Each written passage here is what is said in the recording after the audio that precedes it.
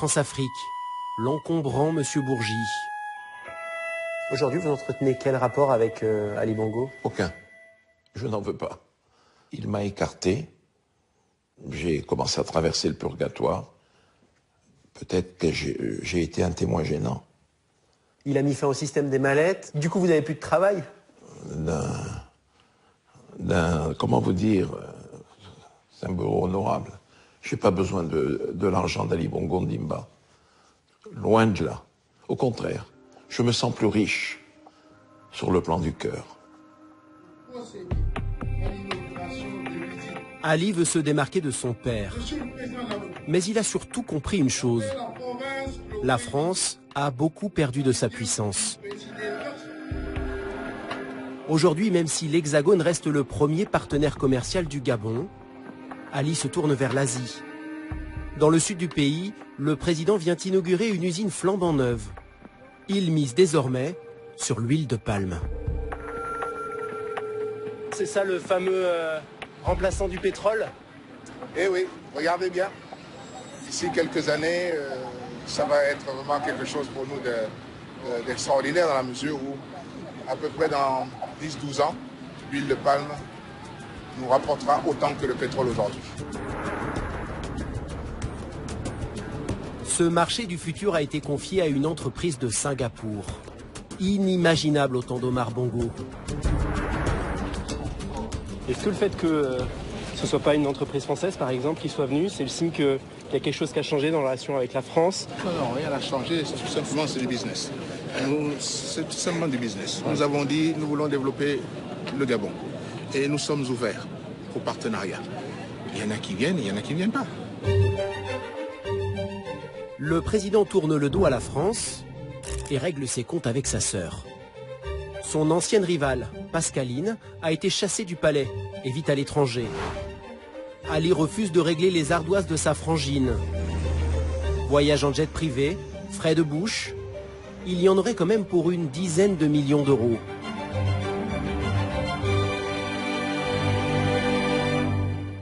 Vous les auriez payés, vous?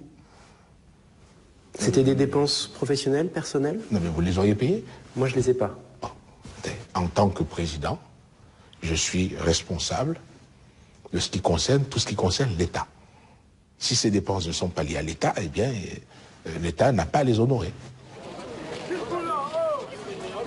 Ali se pose au service de son peuple. Il a convoqué la presse dans le sud de Libreville pour une visite de chantier.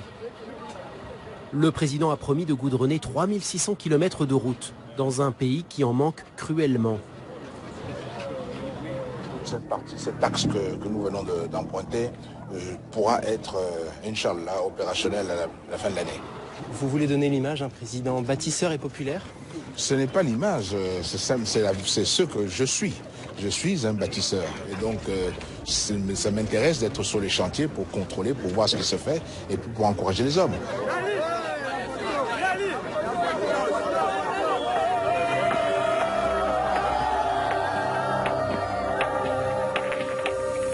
Le lendemain, nous sommes sortis de Libreville. Cette fois-ci accompagnés d'un opposant historique du clan Bongo, Marcona et Sangui. En dehors de la capitale, presque pas de bitume. La route redevient piste. C'est un peu tape-cul, hein? Ah bah oui, tout simplement parce que l'État n'a pas honoré ses engagements. Pour l'instant, seulement un quart des routes promises a vu le jour. Le pays est à la traîne. Les Gabonais encaissent. On veut tout simplement vous montrer la face cachée du Gabon, avec une population d'1 million d'habitants qui est croupie dans la misère et qui n'arrive même pas à avoir le minimum vital. Point kilométrique 68. Enfin du bitume. Nous faisons une halte dans un petit village. Quand le président n'est pas là, la parole se libère. Nous vivons la précarité totale. Je suis chômeur. Je suis obligé de venir au village. Je suis diplômé, mais je suis au village et puis bon. Ici, c'est jus de canne à sucre, Habitation de fortune et système D. L'électricité arrive bien dans les maisons, mais pour l'eau, c'est une autre histoire. Celle-ci a l'odeur de la boue. Non, on ne la consomme pas, nous consommons l'eau de la rivière. C'est choquant tout simplement parce que nous sommes dans un pays présenté à l'international, à l'extérieur, comme un pays extrêmement riche. Vous avez le pétrole qu'on exploite au Gabon depuis bientôt 100 ans, le bois qu'on exploite depuis 150 ans. L'État gabonais, avec tous les moyens que nous avons, peut assurer ce minimum vital aux citoyens. Le pays s'enfonce. Ali Bongo refuserait-il de le voir? Depuis qu'il est au pouvoir, la dette a été multipliée par 3. Il a même dépensé 700 millions d'euros pour offrir aux Gabonais la Coupe d'Afrique des Nations.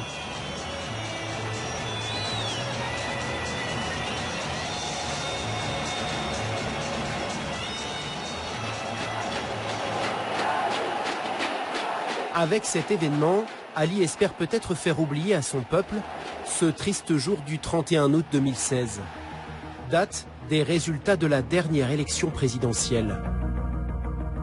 Ce jour-là, Ali Bongo affronte Jean Ping. Cet adversaire, il le connaît bien, c'est son ex-beau-frère, en couple pendant des années avec Pascaline, sa sœur rivale. Au fil de la journée, les résultats tombent. Il donne Jean Ping vainqueur. Il est persuadé d'avoir gagné. Qui est le président de la République gabonaise? C'est moi, Jean Ping. Mais à 17 h, coup de théâtre. Est élu Bongo Ondimba Ali avec 177 722 voix, soit 49,80%. Je vous remercie. Ali Bongo est réélu pour un deuxième mandat. Il l'emporte d'une courte tête de 5500 voix. Une province a fait basculer l'élection. La terre natale du président. Le Haut-Ogooué. Là-bas, 99,93% des électeurs auraient voté. Et 95,46% pour Ali Bongo. Aujourd'hui retranché dans sa maison de Libreville, Jean Ping, le candidat malheureux, ne décolère pas. Il crie à la fraude. Il a fallu tricher massivement au point de faire voter 99,99% des électeurs dans la province natale. Pas un seul malade ce jour-là. Tous étaient là, comme par hasard. Et le résultat a fait en sorte que là-bas, uniquement là-bas, les résultats soient complètement faussés. Vous comprenez que ça n'existe pratiquement nulle part ailleurs dans le monde, ce genre de système. Dans la province du président, selon les chiffres officiels, 47 électeurs seulement se seraient abstenus, sur un total de 71 000. Des résultats miraculeux, mais qui seraient complètement faux. Nous avons récupéré un quart des procès-verbaux du Haut-Ogooué, avec le nombre d'électeurs inscrits et les suffrages réellement exprimés. Nous avons tout recompté, village par village. Le chiffre des 47 abstentionnistes est vite dépassé. Sur à peine un quart des bureaux de vote, nous avons déjà 3346 électeurs qui n'ont pas voté. Le taux de participation est très élevé dans votre région, 99,93%. Qu'est-ce que vous en pensez? Les élections sont maintenant derrière nous. Les taux de participation dans certaines provinces ont toujours été très élevés. C'est mathématiquement quasi impossible. La Cour constitutionnelle a répondu à cela et donc je vous engage à voir ce que la Cour constitutionnelle a publié comme vrai résultat et vous verrez vous-même. Le 31 août 2016, Ali Bongo est réélu. Personne n'y croit. Pour la première fois, le paisible Gabon va connaître le chaos. Ali Bongo ne restera pas. Émeutes, Pillage. Les partisans de Jean Ping vont mettre le feu à l'Assemblée nationale. Ali Bongo fait alors ce que son père n'a jamais osé faire.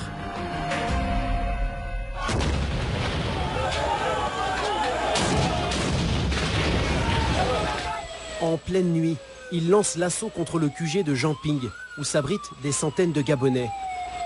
Il donne l'ordre de tirer à balles réelles. Ces images ont été tournées le soir même.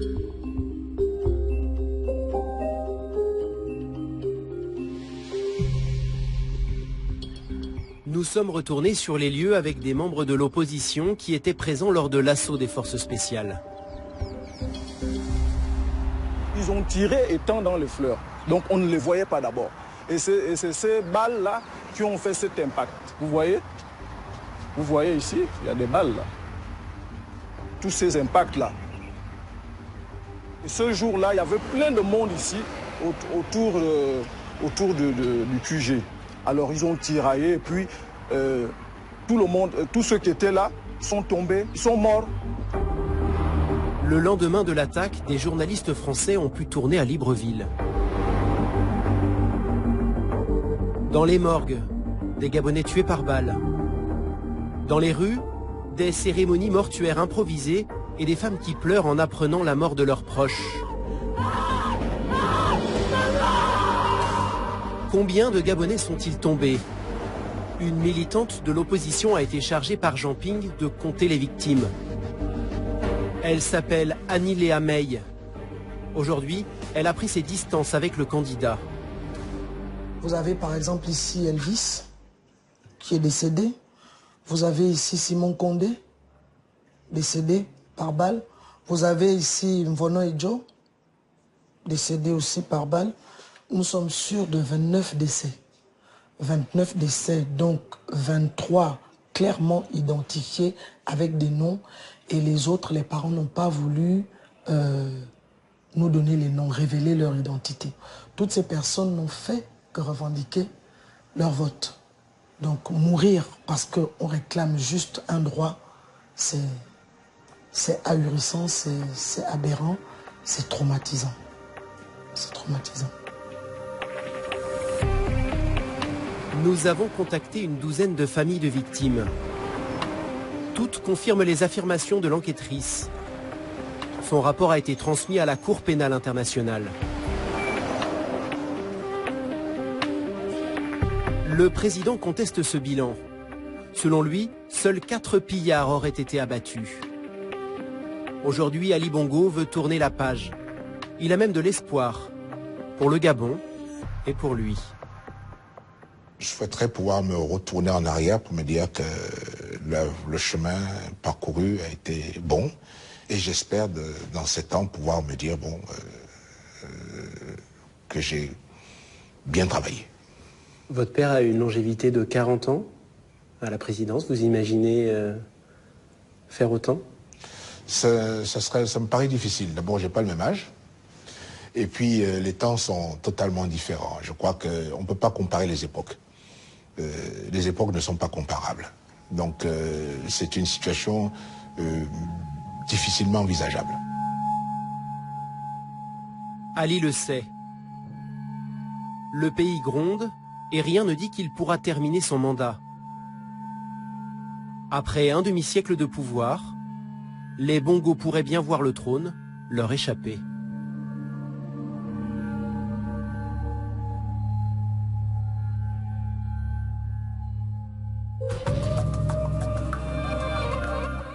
Et voilà pour ce reportage sur le clan Bongo, une histoire française, un reportage signé Donatien Lemaître et Laurent Di pour Bangoumi. Et on se retrouve donc dans votre bureau, Robert Bourgi, dans les beaux quartiers de la capitale, un bureau dans lequel, j'imagine, sont passés un certain nombre de chefs d'État africains. On va parler d'Omar Bongo, que vous appelez papa, on va parler de son fils, Ali Bongo, puis on va parler de vous aussi, parce qu'il y a des choses à dire. Absolument. Vous avez notamment défrayé la chronique en offrant des costumes très chers à François Fillon. Ça lui a coûté assez cher, on verra si on a le temps d'en parler. Mais d'abord, l'Afrique. Ce qu'on vient de voir dans ce reportage, c'est à la fois parfois exotique, quand Ali Bongo s'offre un grand orchestre à Londres, et puis parfois tout à fait dramatique quand il y a des morts après sa réélection à Libreville. Qu'est-ce que vous retenez? Je voudrais tout d'abord féliciter les auteurs de ce reportage. Il dépeint très bien la situation du Gabon au lendemain de l'élection volée d'Ali Bongo Ondimba, mais surtout il dépeint bien le personnage Ali Bongo Ondimba. Alors ça veut dire que vous confirmez cette immense fortune, plus de 400 millions d'euros, ça veut dire que vous nous confirmez ces immeubles, ces propriétés achetées en France, et puis le caractère douteux et violent de sa dernière réélection? Quand vous dites 450 millions d'euros, je crois qu'on est loin du compte. C'est beaucoup plus? Je pense que ça devrait tourner autour de 2-3 milliards d'euros. La fortune personnelle d'Ali Bongo? La fortune amassée par le clan Bongo. Il est évident que Ali Bongo Ondimba s'est considérablement enrichi pendant les 7 années de son premier mandat. Énormément. Mais Robert Bourgi, là vous dénoncez des choses graves, hein, la fortune qu'avait le père, la fortune qu'a le fils, mais pendant des années vous étiez très proche du père, vous l'appeliez papa. Ça ne vous dérangeait pas à l'époque qu'Omar Bongo détourne autant d'argent de son pays pour se les mettre dans la poche? Monsieur Poincaré, les temps ont changé. Lorsqu'en septembre 2011, j'ai provoqué, rappelez-vous le titre du Monde, un séisme dans notre pays, j'ai dénoncé l'existence des mallettes. J'ai dénoncé des pratiques qui ne doivent plus exister aujourd'hui.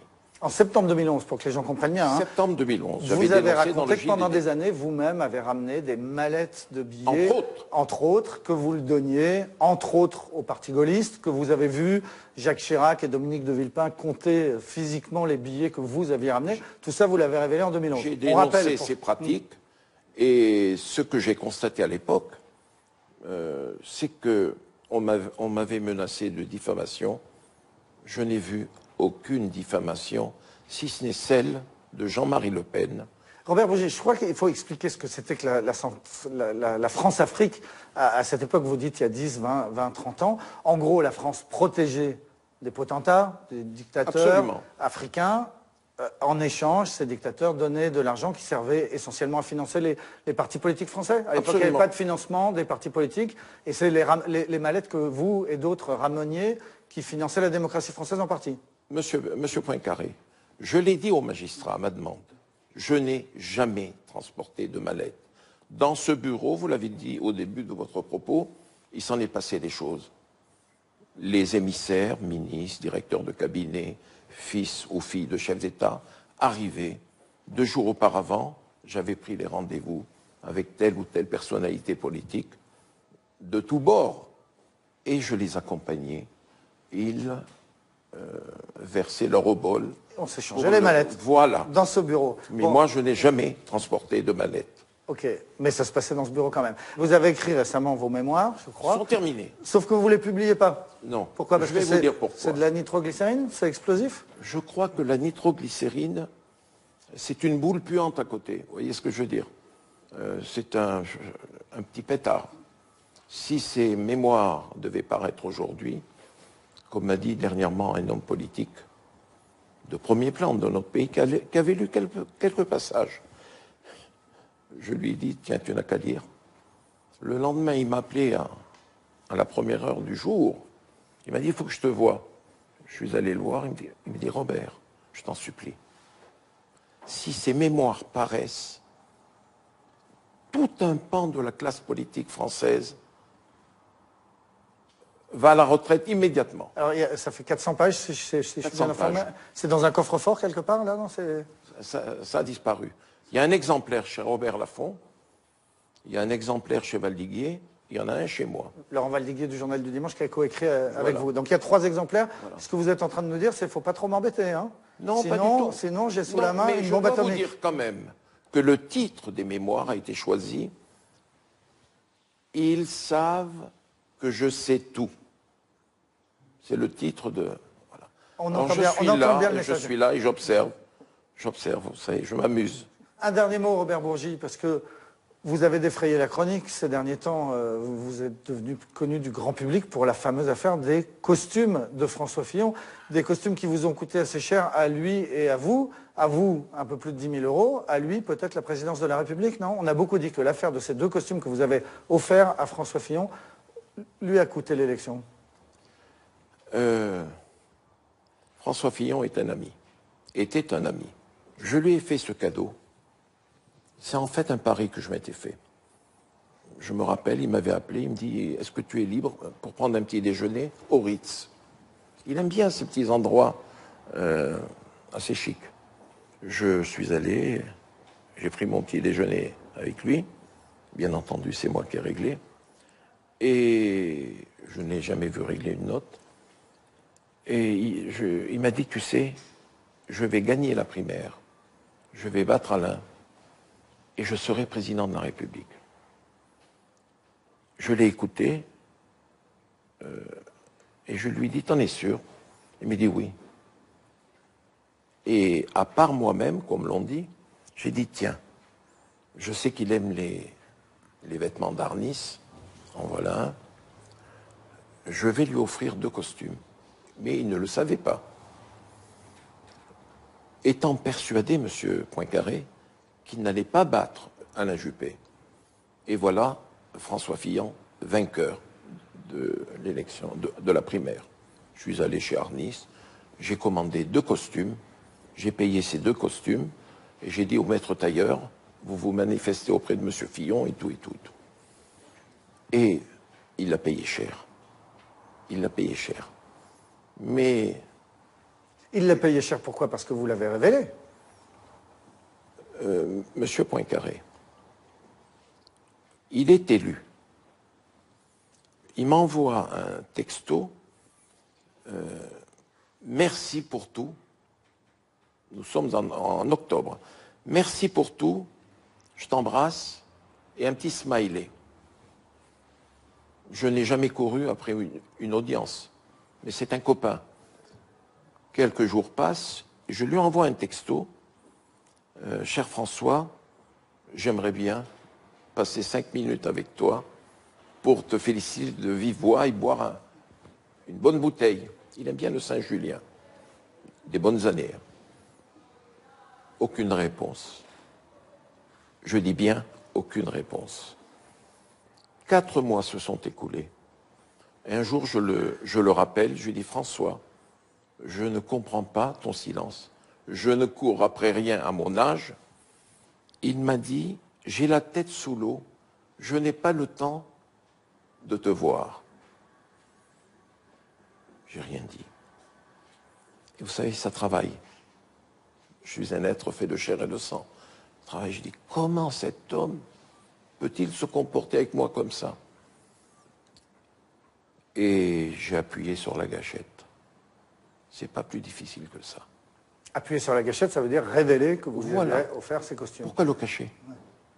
Alors, il ne reste plus qu'une question qu'on se pose, Robert Bougie, parce qu'on a bien compris cette affaire des costumes. Vous êtes déçu? Non, il y a une deuxième raison. C'est qu'il a été ignoble avec Sarkozy. C'est la question que j'allais vous poser. Est-ce que Nicolas Sarkozy vous a encouragé à appuyer sur la gâchette, à flinguer Monsieur François Poincaré, Fillon? j'ai déjeuné avec Nicolas Sarkozy. Je lui ai dit, tu sais Nicolas, je ne suis pas bien actuellement. Il me dit, bon, pourquoi? Et je lui raconte ce que je viens de vous dire. Je lui dis, je vais me le payer. Il me dit, ben écoute, de toute façon, même si je te disais le contraire, je connais ta détermination, tu vas le faire. Je lui dis, je vais le faire, Nicolas. Je ne veux pas que cet homme rentre à l'Élysée. Il n'en est pas digne. 1, il a été ignoble avec toi. Qui touche à Sarkozy me touche. 2, d'avoir, en janvier, dit, si je suis mis en examen, je ne me présenterai pas. Il a oublié ce qu'il avait dit en janvier. Ça, je ne l'accepte pas. Je me rappelle qu'à la fin du déjeuner, il m'a conduit jusqu'à la porte. Il m'a embrassé comme il le fait à chaque fois. Tu vas le faire, Robert? Je lui dis, c'est comme si c'était fait. Il me dit, alors il ne sera pas président. Là, tu vas le tuer. Et voilà. Et voilà ce qui est arrivé. Et voilà comment vous venez de nous dire que vous avez Appuyez sur la gâchette. Merci beaucoup Robert Bourgi pour ces informations sur les costumes de François Fillon et surtout sur Ali Bongo, le président gabonais à qui nous consacrions cette émission. Avant de se quitter, je voudrais vous dire que Tristan Ouellex et Mathieu Régnier viennent d'obtenir le prix Albert Londres. C'est le prix le plus prestigieux en matière de télévision. Ils l'ont obtenu pour leur enquête, pour complément d'enquête qui s'appelait Vincent Bolloré, un ami qui vous veut du bien. Et naturellement, toute l'équipe de complément d'enquête est particulièrement fière de ce prix et notamment que ce prix soit attribué pour ce sujet-là. Voilà ce qu'on voulait vous dire ce soir. Merci à ceux qui m'ont aidé à préparer cette émission. Thomas Auro, Clément Castex et Samuel Humez à la rédaction en chef. Caroline Durand à la préparation des plateaux. Philippe Lallemand à la réalisation. Très bonne soirée sur France 2. Au Festival d'Aix-en-Provence, le triomphe du temps et de la désillusion de NDR.